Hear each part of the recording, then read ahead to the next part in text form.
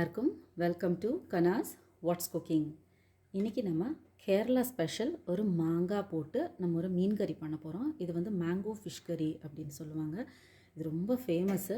இதுக்கு வந்து பச்சை மாங்காயும் அந்த தேங்காய் பாலும் அதுதான் அதோட டேஸ்ட்டே. அது போட்டு நல்ல காரசாரமாக செய்வாங்க. ரொம்ப நல்ல டேஸ்ட்டு கொடுக்கும். நம்ம மாங்காய் மீன் குழம்புக்கு தேவையான பொருள் இன்றைக்கி நான் வந்துட்டு பிளாக் பாம்ஃப்ரெட் எடுத்திருக்கேன். அதெல்லாம் தோலெல்லாம் எடுத்துட்டு க்யூப்ஸ் மாதிரி கட் பண்ணி வாங்கியிருக்கோம். அதை கழுவி உப்பு மஞ்சள் போட்டு வச்சுருக்கேன். உங்களுக்கு எந்த ஃபிஷ் வேணுமோ நீங்கள் யூஸ் பண்ணிக்கலாம். முடிஞ்ச அளவு கொஞ்சம் முள் கம்மியாக இருக்கிற மாதிரி நீங்கள் ஃபிஷ் எடுத்துக்கிட்டிங்கன்னா உங்களுக்கு நல்லாயிருக்கும். இதுக்கு வந்து மெயினாக நமக்கு பச்சை மாங்காய் வேணும். அதுக்கு 2 பச்சை மாங்காய் எடுத்து நல்லா சின்னதாக கட் பண்ணி வச்சுருக்கேன். ஏன்னா அது நல்லா வெந்து அதோட புளிப்பு தான் இதுக்கு. நம்ம வேறு எந்த புளியும் சேர்க்க போகிறதில்ல. சின்ன வெங்காயம் ஒரு 200 கிராமு பொடிசாக கட் பண்ணி வச்சுருக்கேன். 2 நல்ல பழமான தக்காளி. இதுக்கு நம்ம கொஞ்சமாக மிளகா பொடி சேர்ப்போம் நம்ம. அதனால் ஒரு 5 பச்சை மிளகா மட்டும். அதுக்கப்புறம் ஒரு பூண்டு ஃபுல்லாக பொடிசாக கட் பண்ணி வச்சுருக்கேன். ஒரு பீஸு இஞ்சி அதுவும் பொடிசாக கட் பண்ணி வச்சுட்டு கருவேப்பிலை தாளிப்புக்கு. இதுக்கு மெயினாக வந்துட்டு நமக்கு செய்கிறதே தேங்காய் பால் ஊற்றி தான். கேரளா ஃபுட்டுனாலே அதில் வந்துட்டு மெயினாக அவங்க தேங்காய் எண்ணெயில் தான் செய்வாங்க. ஸோ இந்த மேங்கோ ஃபிஷ் கறி நம்ம தேங்காய் எண்ணெயில் தான் செய்ய போகிறோம். செக்கில் ஆட்டின தேங்காய் எண்ணெய். முதல்ல எண்ணெய் காஞ்சதும் நம்ம இதுக்கு கொஞ்சமாக ஜீரகம் போட்டுக்கலாம் தாளிக்கிறதுக்கு. அதுக்கப்புறமா இந்த இஞ்சி பூண்டு பச்சை மிளகாய் அப்புறம் சின்ன வெங்காயம் இதெல்லாம் நல்லா வதங்கினதும் இப்போவே நமக்கு வந்து மாங்காய் போட்டுக்கலாம். மாங்காய் நல்லா வதங்கினா தான் அப்போதோட புளிப்பெல்லாம் நல்லா வரும்.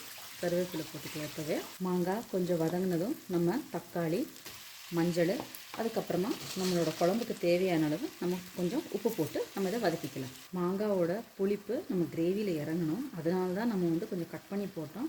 அது வாய்க்கு கிடச்சா ரொம்ப நல்லாயிருக்கும். அதனால தான் நம்ம துருவியெல்லாம் போடக்கூடாது.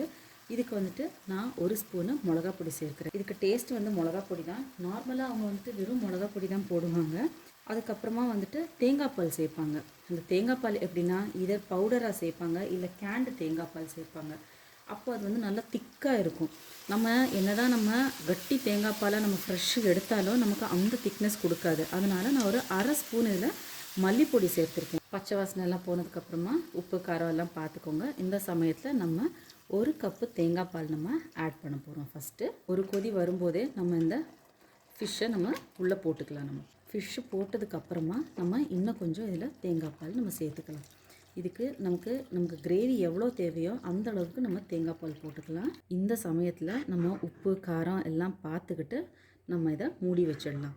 நம்ம திக்கு தேங்காய் பால் யூஸ் பண்ணோன்னா ரொம்ப நல்லாயிருக்கும். இதை நீங்கள் வந்துட்டு பொடி அந்த மாதிரி யூஸ் பண்ணுறீங்கன்னா அதில் வந்துட்டு நீங்கள் மல்லிப்பொடி போடணுன்னு அவசியம் கிடையாது. நான் திக்னஸ்க்காக தான் நான் வந்து இதில் மல்லிப்பொடி சேர்த்துருக்கேன். நார்மலாக அவங்க போட மாட்டாங்க.